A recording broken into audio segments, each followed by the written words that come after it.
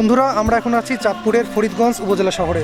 এখানে আপনাদের নিয়ে এসেছি আউয়ালের বিখ্যাত রসগোল্লার দোকান দেখাতে। কিন্তু এখন আমরা প্রচণ্ড পরিমাণে ক্ষুধার্ত, প্রথমে লাঞ্চ করতে হবে, তারপর আপনাদের নিয়ে যাব আউয়ালের বিখ্যাত রসগোল্লার দোকানে। আমাদের সাথে থাকুন, দেখতে থাকুন আমাদের চাঁদপুর অভিযান। আমরা ফরিদগঞ্জের শাহী হোটেলে খেতে বসেছি। অর্ডার করা হয়েছে ভাত, ডাল আর রুই মাছ। খাবারটা বেশ মজা, ক্ষুধার পেটে সবই ভালো লাগে, সেজন্য বলছি না, আসলেই ভালো। এখানে রুই মাছটা বেশ স্পাইসি।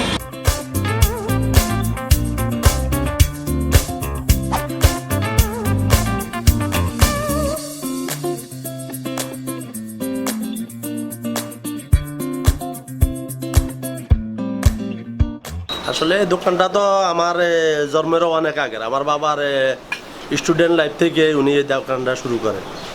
এই দোকানের বয়স আনুমানিক আপনার এখন 63 বছর, যেটা আমার বাবা বলে আর কি।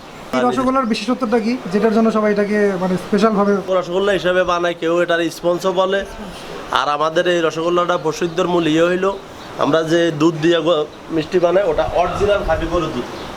এখানে সম্পূর্ণরূপে নির্ভেজাল, কোনো প্রকারের ভেজালের কোনো রাস্তা নেই। আর এটা আমার বাবারও নির্দেশ, যতক্ষণ খাঁটি দুধ আছে ততক্ষণ মিষ্টি হবে, দুধ নাই বন্ধ।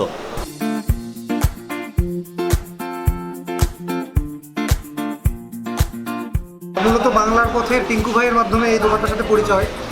তারপরে যখন চাঁদপুর ট্যুরের প্ল্যান করলাম, তখন ঠিক করে ফেললাম এখানকার রসগোল্লাটা খেতেই হবে। রসগোল্লাটা টেস্ট করে আপনাদের দেখাচ্ছি এখন। অনেক স্পঞ্জি, অনেক নরম, আর রসটাও একদম খুব সুস্বাদু। আর মিষ্টিটা অনেক নরম, এবং মিষ্টির তীব্রতাটা খুব বেশিও না, খুব কমও না, যতটুকু থাকা উচিত ততটুকুই।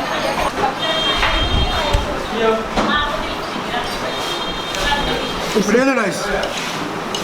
আপনারা যদি চাঁদপুরে আসেন, ফরিদগঞ্জের রাস্তাটা তেমন সুবিধার না, তবে যদি একটু সময় নিয়ে আসেন তাহলে আপনারা অবশ্যই ফরিদগঞ্জে আসবেন এবং আউয়ালের রসগোল্লা টেস্ট করবেন। বন্ধুরা, আমাদের চাঁদপুর অভিযানের প্রথম পর্বটা আমরা শেষ করব চাঁদপুরের বিখ্যাত মিষ্টির দোকান 1 মিনিট থেকে। তো আসুন ঝটপট 1 মিনিটে ঢু মারা যাক।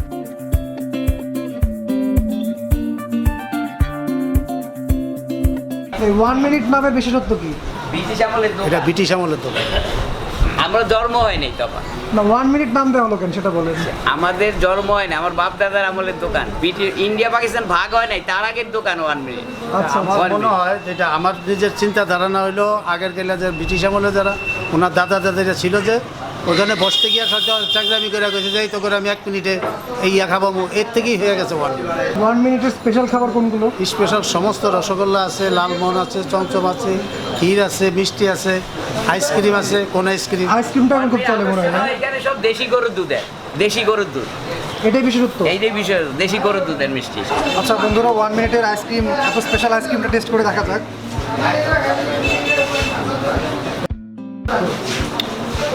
না, আইসক্রিমটা আসলেই ভালো, একটু ব্যানানা ফ্লেভারের।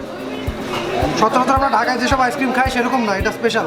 আপনারা চাঁদপুরে এলে 1 মিনিটের আইসক্রিম অবশ্যই ট্রাই করবেন, না হলে একটা বড় কিছু মিস করবেন বলা যায়। দর্শক, এবার 1 মিনিটের রসগোল্লাটা ট্রাই করা যাক। আমরা আউয়ালের রসগোল্লা ট্রাই করেছি, এবার 1 মিনিটের রসগোল্লা ট্রাই করছি। এটাও ভালো, এটাও ভালো, এই রসগোল্লাটাও ভালো। আর একটা আইসক্রিম আসলো, আমরা এটাও খাবো, দাঁড়ান। আর রসগোল্লা এটার মিষ্টিও এমন যে বেশিও না কমও না, যতটুকু মিষ্টি হইলে ভালো লাগে ততটুকু মিষ্টি, আর অনেক স্পঞ্জি। আপনারা এখানে এলে এখানকার রসগোল্লাটাও ট্রাই করতে পারেন। আর আইসক্রিম, এই যে আইসক্রিমটা আছে, এটা স্পেশাল আকর্ষণ।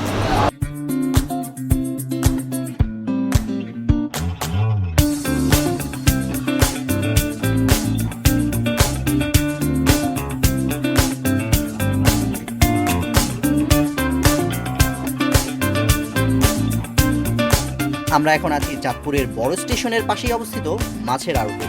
আড়তটা একটু ঘুরে ফিরে দেখা যাক।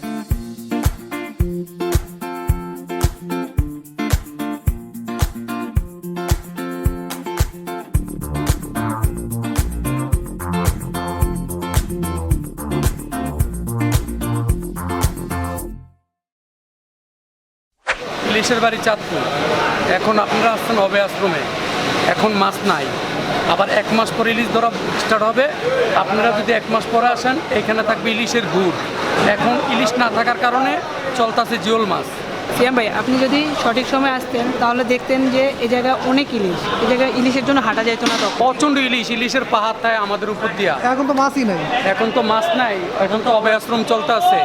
আবার 1 মাস পরে এই গাড়ে এত মাছ হবে, আল্লাহ যদি বাঁচিয়ে রাখে আপনি মাছের জন্য হাঁটতে পারবেন না।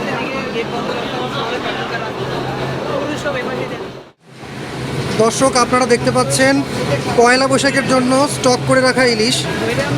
এই ইলিশ দিয়ে আর কি পয়লা বৈশাখের চাহিদা পূরণ করা হবে। বন্ধুরা, এখন চাঁদপুরে ইলিশের সিজন না, আর এর জন্য চাঁদপুরের যে মানে ইলিশের আড়তের পাশে যে রেস্টুরেন্টগুলো, সেগুলো তো ইলিশের তেমন আধিক্য নাই, বলতে গেলে নাই। তারপর আমরা একটা রেস্টুরেন্টে ইলিশ পেলাম, দেখা যাক, টেস্ট করে দেখা যাক কেমন লাগে চাঁদপুরের ইলিশ। আসুন।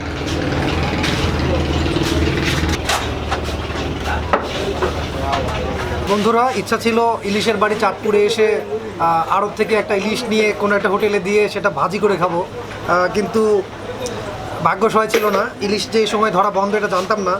তারপরেও দুধের স্বাদ গলে মেটাচ্ছি। পাওয়াই যাচ্ছিল না ইলিশ, আশেপাশে রেস্টুরেন্টগুলোতে পাওয়া যাচ্ছিল না। সবেধন নীলমণি 1 পিস ইলিশ আমরা পেয়েছি। এই দেখুন সেই ইলিশের পিসটা, এই একটা পিস ইলিশই আমরা অনেক খোঁজার পরে পাইলাম। এটা টেস্ট করে এখন দেখাবো চাঁদপুরের ইলিশের স্বাদ। আসলে ইলিশ তো ঢাকাতে পাওয়া যায়, সব জায়গাতেই পাওয়া যায় এখন, কিন্তু তারপরেও রাজশাহীতে বসে পদ্মার ইলিশ খাওয়া, চাঁদপুরে বসে চাঁদপুরের ইলিশ খাওয়া, বরিশালের ইলিশ, এটার মধ্যে আলাদা একটা ফিল আছে, আলাদা একটা ফ্লেভার আছে, সেটাই নেওয়ার চেষ্টা করবো এখন। তো আর একটা জায়গার ইলিশ আমার খুব ভালো লেগেছিলো, সেটা হচ্ছে নিজুম দ্বীপে, মেঘনার একদম ফ্রেশ ইলিশ।